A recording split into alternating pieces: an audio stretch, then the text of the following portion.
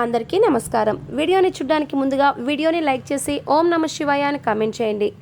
తెలుగు మాసాలలో అత్యంత పుణ్యప్రదమైన మాసంగా కార్తీక మాసం కనిపిస్తుంది. దీనిని కౌముది మాసం, వెన్నెల మాసం అని కూడా పిలుస్తారు. ఈ మాసంలో ప్రతిరోజు ఒక ప్రత్యేకతను, ప్రతిరోజు ఒక విశిష్టతను సంతరించుకొని కనిపిస్తుంది. పరమశివుడికి, విష్ణుమూర్తికి అత్యంత ప్రీతికరమైన మాసంగా కార్తీక మాసం చెప్పబడుతోంది. ఈ మాసంలో చేసే నదీ స్నానం, దీపారాధన, జపం, దానం, ఉపవాసం, నోములు, వ్రతాలు, పురాణ పఠనం, పురాణ శ్రవణం విశేషమైన ఫలితాలను ఇస్తాయని ఆధ్యాత్మిక గ్రంథాలు చెప్తున్నాయి. సదాశివుడు భక్త సులభుడు. దోసెడు నీళ్లతో అభిషేకిస్తే చాలు ఆయన ఆనందంతో మురిసిపోతాడు. పిడికెడు మారేడు దళాలు సమర్పిస్తే చాలు సంతోషంతో పొంగిపోతాడు. అంకిత భావంతో శివ, శంకరాన్ని పిలిస్తే చాలు కరుణతో కరిగిపోతాడు. అలసట ఎరుగక పరుగు పరుగున కదిలి వస్తాడు. తనని పూజించిన, సేవించిన భక్తుల కోరికలను నెరవేర్చడం కోసం వరాల వర్షం కురిపిస్తాడు. అలాంటి ఈ మాసంలో విష్ణుమూర్తి దామోదరుడు అనే పేరుతో పూజాభిషేకాలు అందుకుంటూ ఉంటాడు. భక్తులను అనుగ్రహించే విషయంలో ఆయన శంకరుడితో పోటీ పడుతూ ఉంటాడు.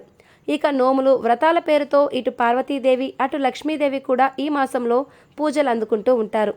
స్త్రీలు కోరుకునే సౌభాగ్యాన్ని, సిరి సంపదలను అనుగ్రహిస్తారు. ఇలా దేవతల ఆరాధన త్వరగా ఫలించి వాళ్ళ అనుగ్రహాన్ని తేలికగా అందించే శక్తి కార్తీక మాసానికి మాత్రమే ఉంది. ఎన్నో యజ్ఞయాగాలు, జపతపాల వలన లభించే ఫలితం కార్తీక మాసంలో చేసే తేలికపాటి పూజాభిషేకాలతో పొందవచ్చని శాస్త్రాలు స్పష్టం చేస్తున్నాయి.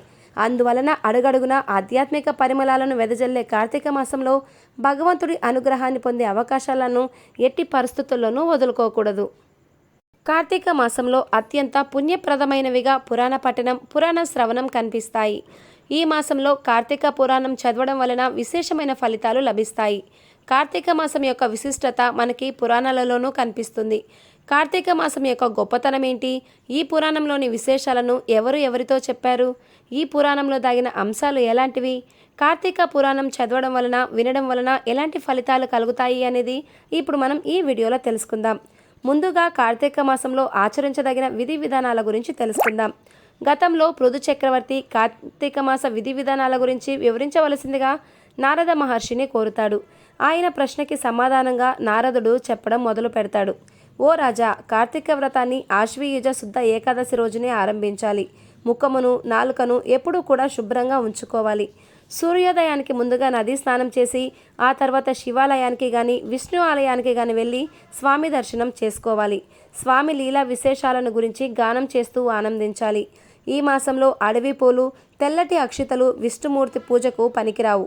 అలాగే శివుడి పూజకు మల్లెపూలు, బండి గురువింద పూలు, దిరిసెన పూలు పనికిరావు. అవిసె పూలతో సూర్య భగవానుడిని, తులసితో వినాయకుడిని, గరికతో దుర్గాదేవిని పూజించకూడదు అనే నియమం కూడా ఉంది.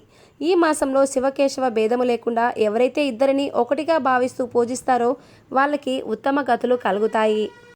కార్తీకంలో బావులలో, చెరువులలో చేసే స్నానం కంటే నదీ సంగమ స్నానంలో స్నానం చేయడం వలన 10 రెట్లు ఎక్కువ ఫలితం లభిస్తుంది. ఈ మాసంలో పితృతర్పణాలు వదలడం వలన అందులో ఎన్ని నువ్వులు ఉంటాయో అన్ని సంవత్సరాల పాటు వాళ్ళు స్వర్గంలో ఉంటారు. తులసి పూజ, బ్రాహ్మణులకు చేసే దానం, పురాణ పఠనం ఇవన్నీ కూడా అనేక పుణ్య ఫలితాలను అందిస్తాయి అని నారదుడు పృథు చక్రవర్తితో చెబుతాడు. ఇంకా నారద మహర్షి కార్తీక వ్రత విషయంలో ఆచరించవలసిన నియమాల గురించి పృథు చక్రవర్తికి ఈ విధంగా చెబుతాడు.